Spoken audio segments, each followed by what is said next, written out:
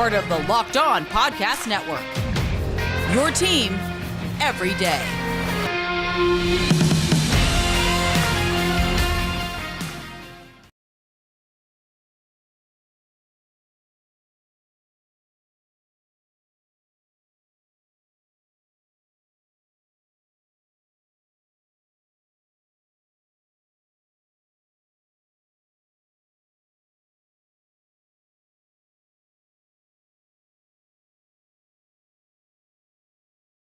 Part of the Locked On Podcast Network, your team every day. I'm Peter Bukowski, and I cover the Packers for The Leap, a newsletter I would love for you to subscribe to. Follow me on Twitter, Peter_Bukowski. Follow the podcast on Twitter at Locked On Packers. Like us on Facebook. Subscribe to the podcast, iTunes, Spotify, Google Podcasts. Wherever you find podcasts, you will find Locked On Packers, the #1 Packers podcast on the internet, and the show for fans who know what happened. They want to know why and how. Thanks to everyone who makes Locked On Packers their first listen every day. We hope you like starting your day with us as much as we like starting our day with you. The Green Bay Packers finally did it. They finally took a wide receiver. It took 2 picks to move up to 34 to get Christian Watson, but they got Christian Watson, a guy that Brian Gutekunst said they would take in the first round if they felt like that was the value for them there. Clearly, they felt like the guys that they ended up taking, Devontae Wyatt and Quay Walker, were better values at those positions and could help their team, had higher grades, et cetera, et cetera. We're going to get to that part of this a little bit later. Let's start with Christian Watson, and then later Sean Rhyan, a pick, you guys, a pick that I love. And it's my fault that we didn't spend more time talking about Sean. If you remember early on, I mentioned a couple different times that I think he is a perfect Packers type, that I absolutely loved the player, and I think this is a home run hit for the Green Bay Packers. Let's start with Christian Watson. This was a guy that I think a lot of people, myself included, thought was an ideal fit in Green Bay. And before we even get to his evaluation, I want to talk about the speed, because he's 4.3 and it shows. And there are people that are going to say, well, he's Marquez Valdes-Scantling 2.0. Okay. Think about how that fits into this offense. You've got Al Lazard, the big physical blocker who can work the middle of the field. You've got 2 slot receivers. Let's just go Randall Cobb in the slot. He can work the middle of the field on third downs. You've got the gadget receiver, Amari Rodgers, who I think they're going to get more creative with by necessity this season. If you've got 2 running backs who are dudes, plus blocking tight end, receiving tight end, developmental tight end. You've got all your bases covered. What you needed, and Matt LaFleur said this, what you needed was speed. So even if Christian Watson never develops the full complement in his game, he's got the speed. I think he's already far more developed than Marquez Valdes-Scantling was coming out of school. That's why one was a high second-round pick and one was a day 3 pick. But what you saw with Christian Watson, his ability to do things with the ball in his hand, that frame, there's more size that he can add, more strength that he can add. He's got more wiggle in his game than MVS did. He's got much better run after catch skills than MVS did. And I said this before the draft. So this is not Monday morning quarterbacking on this. I said there was only a handful of receivers who could be true X guys in the NFL. George Pickens, Drake London, Jameson Williams, maybe, Treylon Burks, and Christian Watson. And I understand the projection there with Christian Watson. He's got a lot of things that he's got to work on, in particular the route running piece of this. But if you're going to come into an offense and make it work right away, you have a guy in Christian Watson who just get the ball to him. They 6'4" receivers, I can't stress this enough, do not play in the backfield. They do not play in the backfield. And yet at North Dakota State, he got handoffs. He got those push passes. It's jet sweeps. It is just find ways to get him the ball. Now, there is going to be the criticism. That is, well, but he didn't produce at a high level, so he can't be a premium type player. But that is silly. He had a 90th percentile Dominator ranking, which means Dominator is a mix of yards, like it's market share, and touchdowns. Who was producing yards and touchdowns in this offense? And Brian Gutekunst was asked about this after the pick was made. Why didn't he produce more? And why wasn't he the guy? Well, by the way, he was the guy. He was the guy. When this offense produced in the passing game, he was the guy who produced. And he also had a 53rd percentile breakout age, above average. These are metrics that I care about. So even though he's an older prospect, he's already 23. And when you have a developmental kind of player, that's not ideal. You'd rather him be 21, right?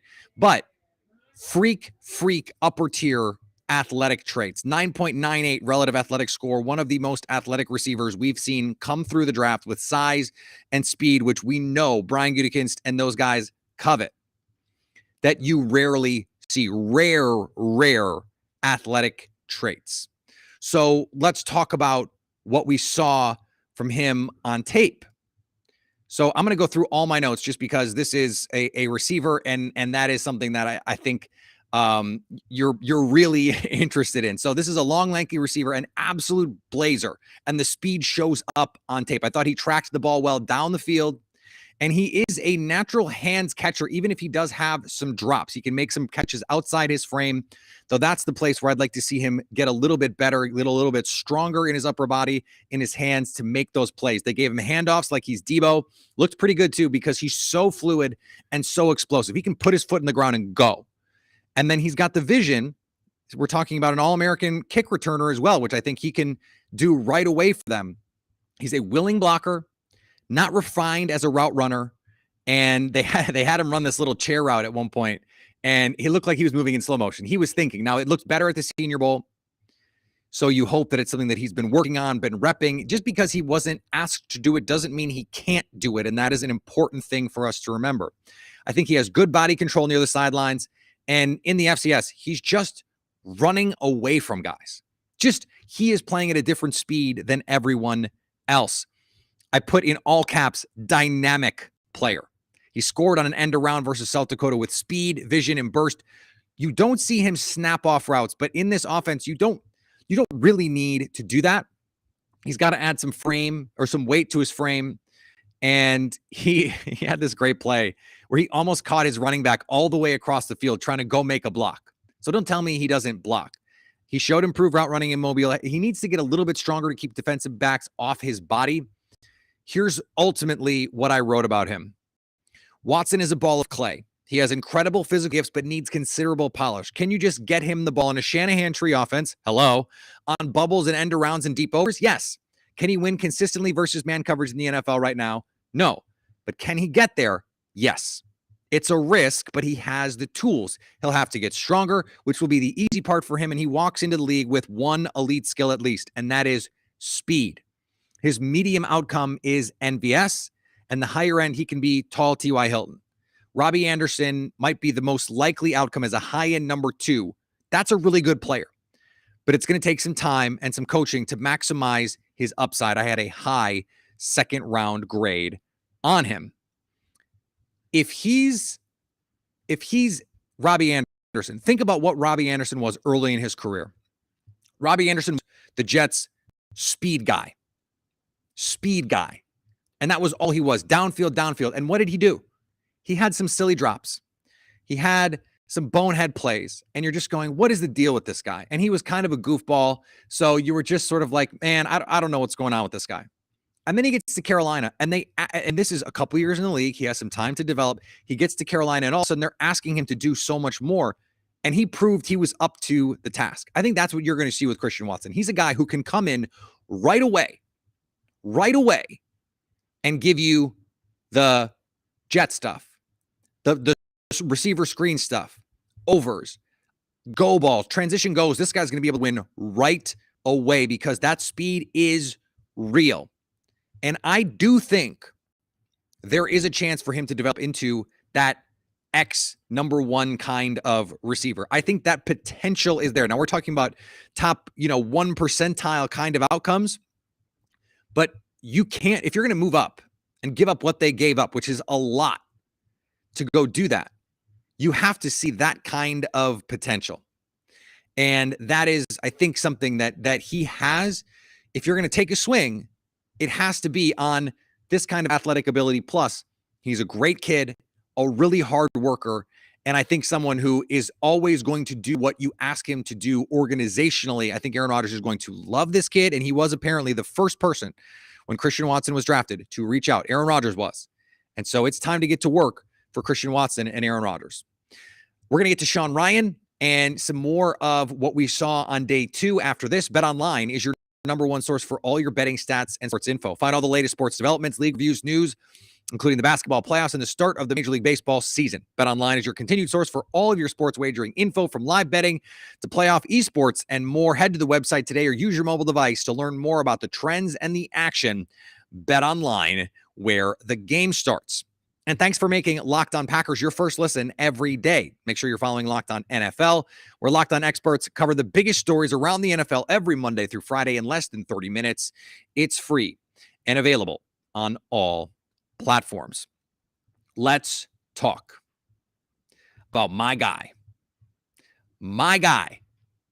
Sean Rhyan. And I did not know what to expect going in. I did not watch a lot of UCLA football, but he comes from a conference that the Packers love to grab guys from. And this was a player who, the more I watched him, the more I went, man, this is a Packers type all the way. 6'4", 321. He's a big boy now, but he's got short arms, 32-inch arms. That's fine for a guard. That's probably too short for a tackle. Now, Brian Gutekunst said he can play tackle.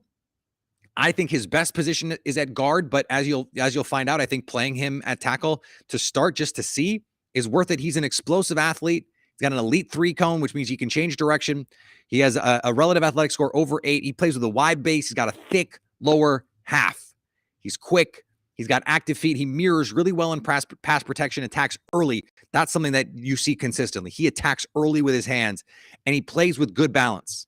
His contact balance is like a running back. He can make contact and keep his feet. Now, he's not a road grader with power, but he's a solid run blocker with lateral quickness, is what you need in this outside zone scheme. He went up against Kayvon Thibodeau, who was a top 10 pick, and had good success. Gave up a late pressure on a speed rush, and then Ryan absolutely buried him on another pass rush rep. You watch them go at it, and you go, why can't this guy play tackle in the NFL? Why can't he? And even though he does play with good balance, he got overextended on a rush where he lost his balance, but he keeps his feet moving on contact. And when he's late to throw his hands, that's when he can get off balance. That's the length issue, because he doesn't have the reach like a boxer. You have to be able to punch. You have to be able to get to your guy. And if you have to lunge to get to him, now you're opening yourself up and you're off balance. He can at times be a waist bender. Not what you want. Get low in that knee bend, but he consistently keeps his hands inside. This is not the same for someone like Tyler Smith, for example, who the Cowboys use a premium pick on, who I liked better as a prospect overall, but not by that much, and certainly not by 2 rounds, where his hands are always outside. That's not something that is just easy to fix. So I think his length shows up against the good athletes, which is what you saw against Oregon when he went up against Thibodeau and some of those other guys. I like Ryan. He's rock solid. He's big. He's physical, strong in his lower half. He's just short-armed. So I'd try him at tackle first, but I think he can be an excellent guard. That's what I have in my notes here. His closest athletic comp, guys like Brandon Scherf.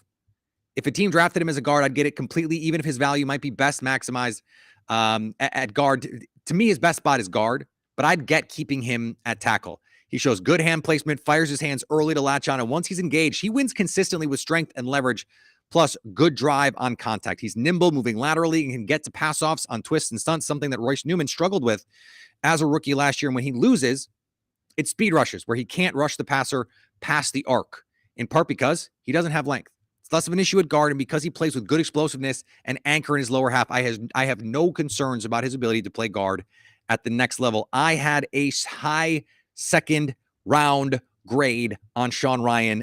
I had a top 45, top 50 kind of player. They get him at 92 in the 3rd round. This is terrific value, and I think he can come in right away. And Brian Gutekunst said, Elton Jenkins is going to play wherever they need him to play. I think he's your right tackle. And you have a situation where you are giving yourself a chance to put your best 5 out there. So when you have John Runyon Jr. and Royce Newman, and now you have Sean Rhyan and Yash Nijman, figure out where they go. Figure out where they go around your centerpieces, Elton Jenkins, David Bakhtiari, Josh Myers. I think you place your centerpieces first. What are their best positions? Where do they provide the most value to your team? And then you figure out where these other guys slot in. I think I want to see Sean Rhyan at tackle. Let's just see what he's got. I think that is where you would start. And then let's cross-train him. Because I think guard is ultimately his spot. I think he can be a terrific guard. An absolutely terrific guard. I'm telling you this right now. He is going to be the one to break the third-round streak. I know that Brian Gutekunst has had a disaster of a time trying to get these guys in the third round, where you have, Jay Sternberger, that didn't work out. Oren Burks, that didn't work out. This is going to break the streak. Because this guy is not a third-round talent. Not a third-round talent. And they did not go outside of Amari Rodgers. I think there's more to give in this offense for Amari Rodgers. Wasn't pretty. So this guy's going to break the streak because he's a second-round player all day. All day. So the Packers, on day 2, they get a guy who had a top 40 grade on, borderline first round, Christian Watson, and then a high second-round grade on Sean Rhyan. That's really good work. That's really good work from Brian Gutekunst. And so you went defense on day 1. You got the penetrator that you wanted to get. You got the linebacker that you wanted to get. 2 guys that are outstanding athletes. The athleticism in this class boggles the mind. I mean, you've got a 9+ RAS athlete in Quay Walker, a guy who would have an 8+, put him at safety, put him at receiver. He's got an A+ RAS. That's the kind of crazy athleticism that he tested with. Devontae Wyatt is a freak athleticism-wise, even if he is 24. I misspoke and said he's going to be 25. He's not, 24. Sean Rhyan is an older prospect too, so is Christian Watson.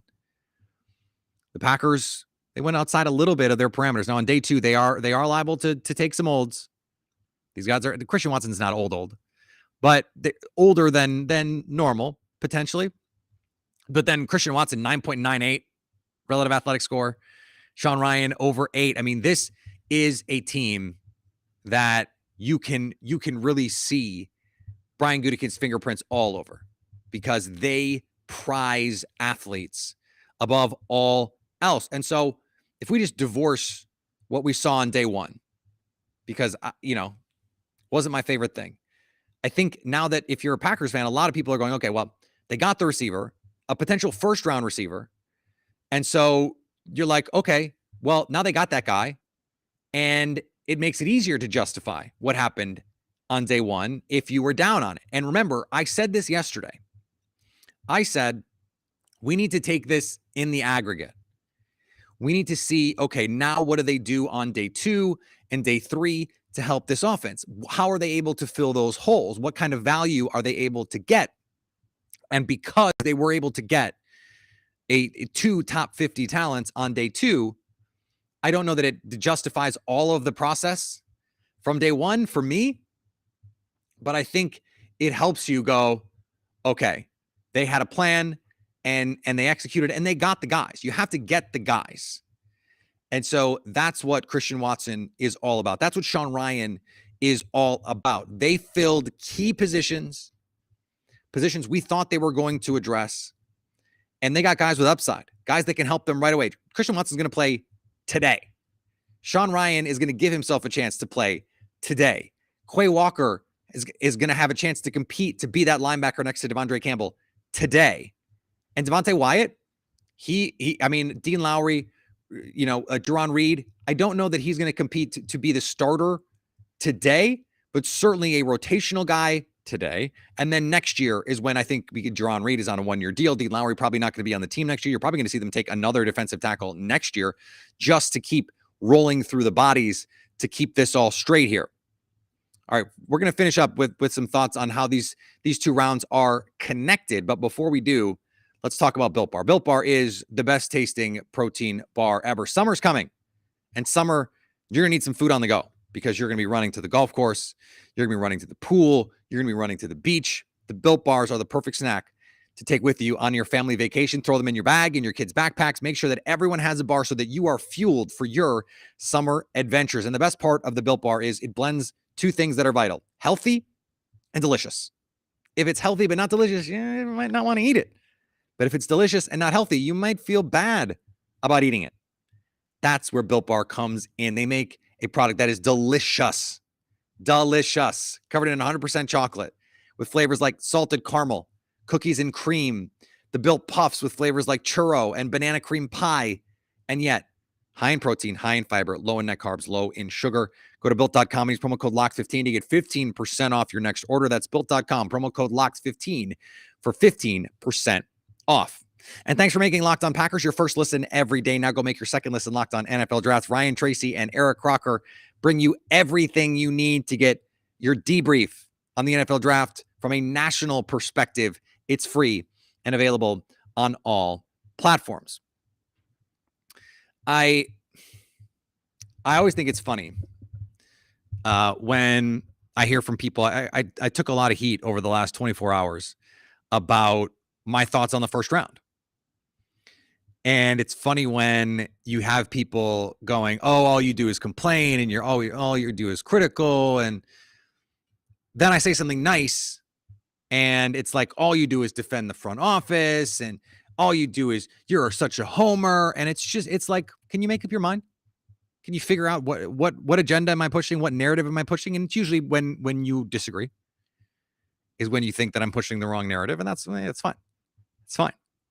So if you're the kind of person who's going to get annoyed that I'm critical, I don't know what to tell you. I'm always here to tell you guys the truth. And I'm always here to try and explain to the best of my ability what I am seeing. Because that's theoretically what you're here for. So when we saw the second round play out the way that it did, and at the end at 53, this is great. Alec Pierce is there at 53. Packers could have stayed put and drafted Alec Pierce. I didn't think Alec Pierce was worth the 53rd pick. I had him in the 70s. I had him more like high third round rather than middle second round. Well, the Packers had to give up 2 picks to go up and get Christian Watson. Well, when they took Quay Walker, they could have taken Christian Watson, a player that they were trying to trade up into 32 to get. So theoretically, they had a first-round grade on him. They ended up getting 3 guys with a first-round grade, which is good. It's good. You had to give up a day 2 pick, but that was an extra day 2 pick. So fine. I understand it. I think you can justify it. If you can get 3 guys with first-round grades, great. And I said this on Twitter. I had a linebacker with a grade worth drafting there. I had a defensive tackle with a grade worth drafting there. And so if you think those were the guys, you can justify it. My issue was more with positional value. You're not getting guys with great positional value because you're talking about a linebacker who's going to compete to be your second linebacker. You've got a defensive tackle who's competing to be your second defensive tackle. Christian Watson is going to compete to be the number 1 receiver. Sean Rhyan is going to compete to be the number 1 guard, or at least the starter at right guard, who's going to have to play 100% of offensive snaps if he's healthy. I always talk about this idea of maximizing impact and value relative to your team. Who makes you maximally better? If Christian Watson and Quay Walker are the same caliber of player, let's say, use Madden grades. If they're both 80s, good players, if they're both 80s, Christian Watson is going to be so much more valuable to the Packers than Quay Walker. If Devontae Wyatt and Sean Rhyan are both 80s, Sean Rhyan is going to be so much more valuable than Devontae Wyatt. And that is where I had an issue with the way the first round was handled. Moreover,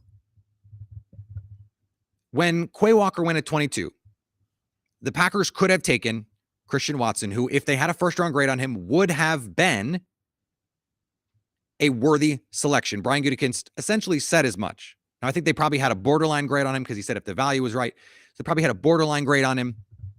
They might have had a top 10 or a top 15 kind of grade on Walker, which is why they took him where they did. They really like Quay Walker. But then go back and look at 53 and 59.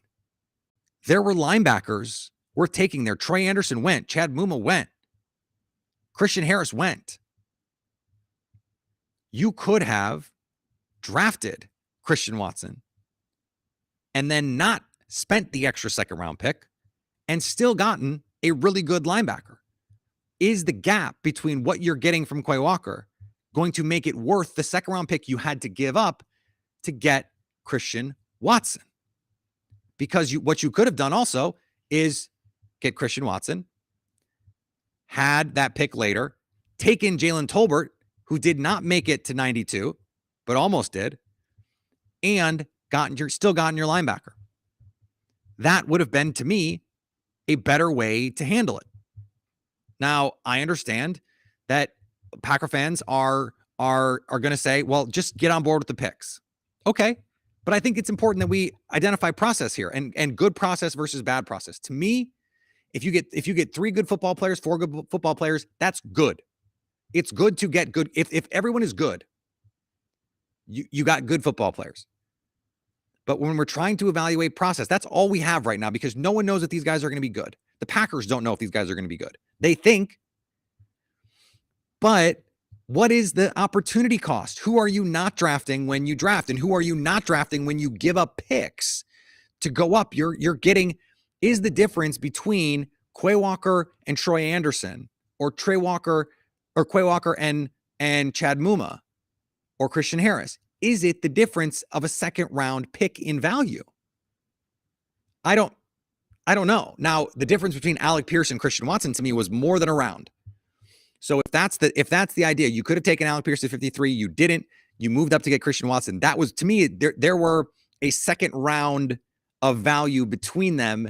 And so if that's how you want to justify it, I get it. I get it because Christian Watson is that much better than the guys that were going off the board in that spot. But I also thought Jalen Tolbert, those guys could have been there. So it's not about what ifs. It's not about second guessing. It's just about evaluating what we're seeing in terms of the process here. Now, again, if Quay Walker is really good and he's wearing number 7, so I'm all in now because he's wearing number 7, just like immediate upgrade. And I think Devontae Wyatt it makes me feel better that the Packers did so much work on the family violence charge, that was not a physical violence on someone's body. Devontae Wyatt apparently kicked down a door in an argument. And you hope that's where it ends. You put that stuff behind him. If you look at the quotes from scouts, Bob McGinn, there were a couple scouts who had him above Jordan Davis, who went in the top 15. And the Packers got Devontae Wyatt at 28. Devontae Wyatt last year was the only interior defensive lineman in college football who had an 80-plus pass rush grade and an 80-plus run defense grade. If the maturity stuff is behind him and he can manifest the tools, then there is a player in here who can be really impactful for the Packers. And the same is true of Quay Walker, whose athletic gifts are superlative.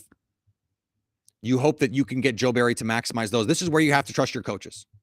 You have to trust your coaches and your culture to bring these guys forward and to make them critical contributors on this team. As we look forward to day 3, I still would love to see Romeo Doubs. That's my guy. 4th round, 5th round, I don't care. Take him.